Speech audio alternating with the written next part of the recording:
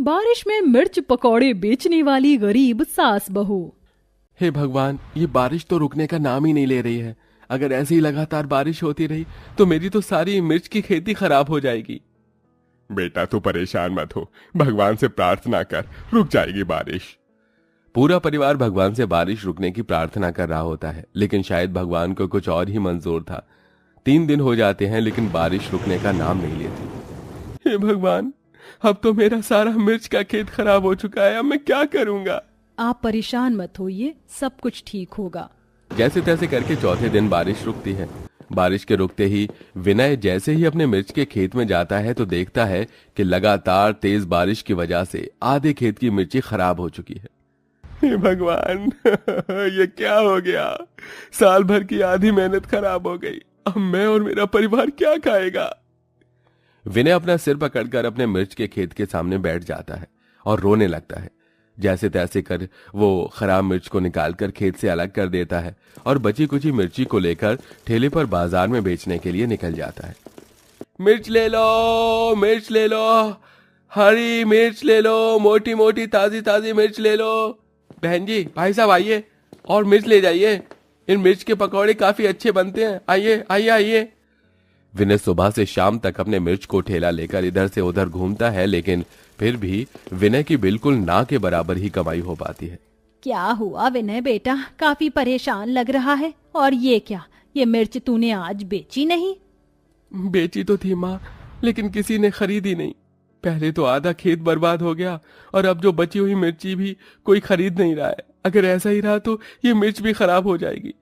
न जाने पूरा साल हमारा कैसे गुजरेगा। ऊपर से विनीता भी अभी गर्भवती है, न जाने क्या होगा। मिर्च के ना बिकने की वजह से पूरा परिवार काफी परेशान होता है। वहीं अब घर में पैसों को लेकर भी थोड़ी थोड़ी दिक्कत परेशानी शुरू हो जाती है।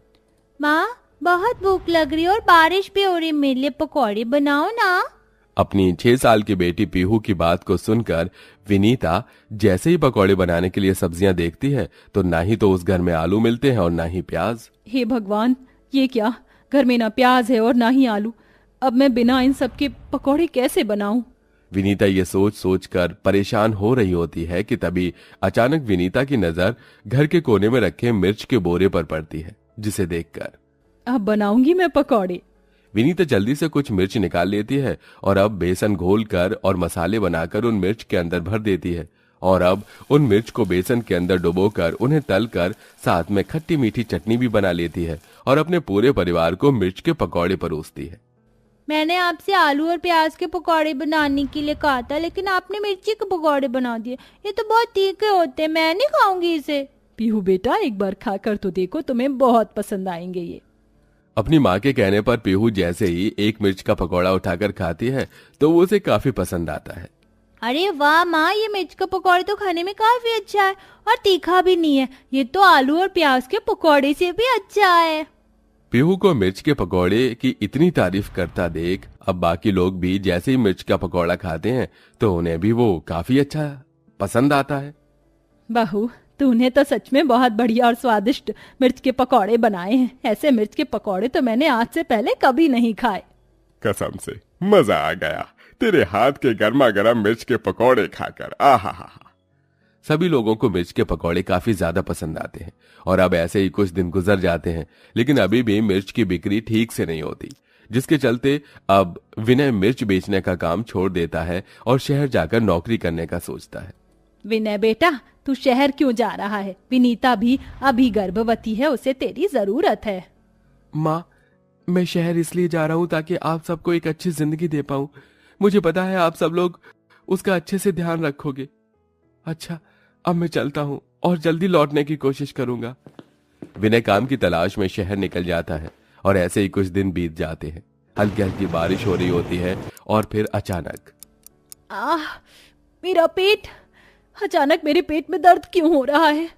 गर्भवती विनीता के पेट में अचानक दर्द शुरू हो जाता है और वो उल्टी करने लगती है, जिसे देख कपिल जल्दी से बारिश में ही डॉक्टर को लेकर आता है।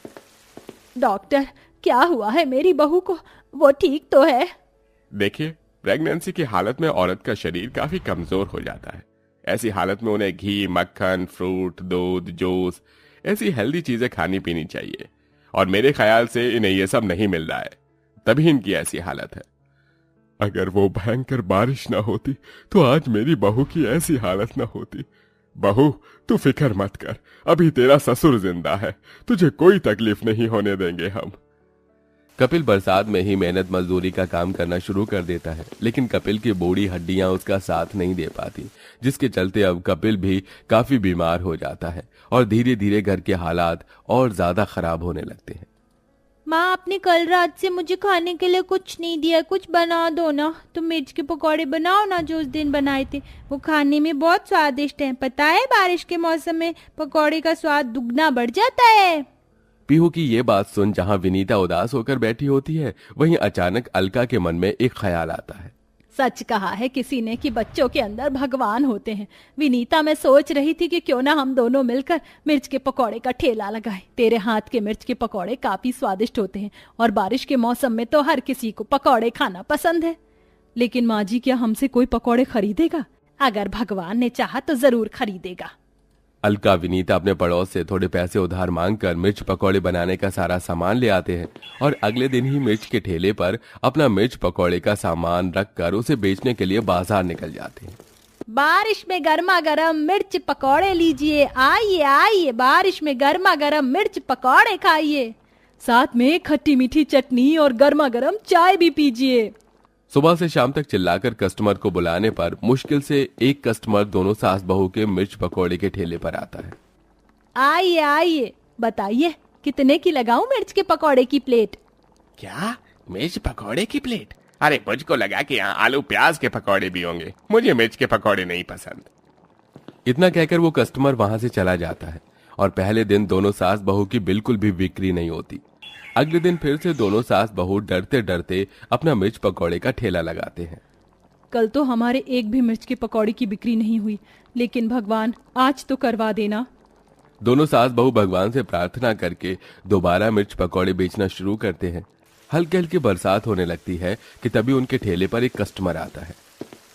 अरे, आपके पास तो मिर्च पकौड़ा ही है केवल, क्या कोई और पकौड़े नहीं है?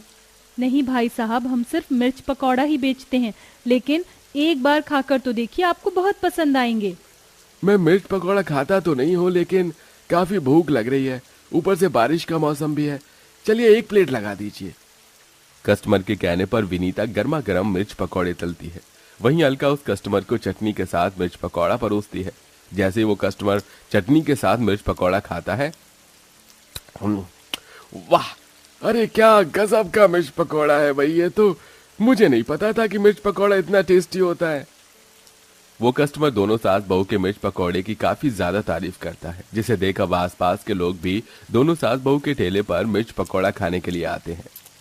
अरे, इन मिर्च पकौड़े के सामने तो आलू प्याज गोभी हर किसी के पकौड़े फेल हैं बहन जी, आपके हाथों में तो जादू है, जादू। अब जो भी सास बहू के ठेले पर मिर्च पकौड़ा खाने के लिए आता तो वो वहीं का ही बनकर रह जाता। बारिश के मौसम में हर कोई दूर दूर से दोनों सास बहू के पकौड़े खाने के लिए आया करता था।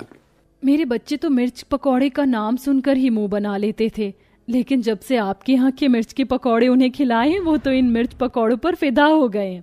मैंने तो कई बार कोशिश करी कि आपके जैसे मिर्च के पकौड़े बनाऊं, लेकिन बना ही नहीं पाई। बताइए ना कि आप कैसे बनाती हैं ये। जी जरूर। कुछ हफ्तों में बारिश के मौसम में दोनों सास बहू के मिर्च पकौड़ा काफी ज्यादा फेमस हो जाते हैं।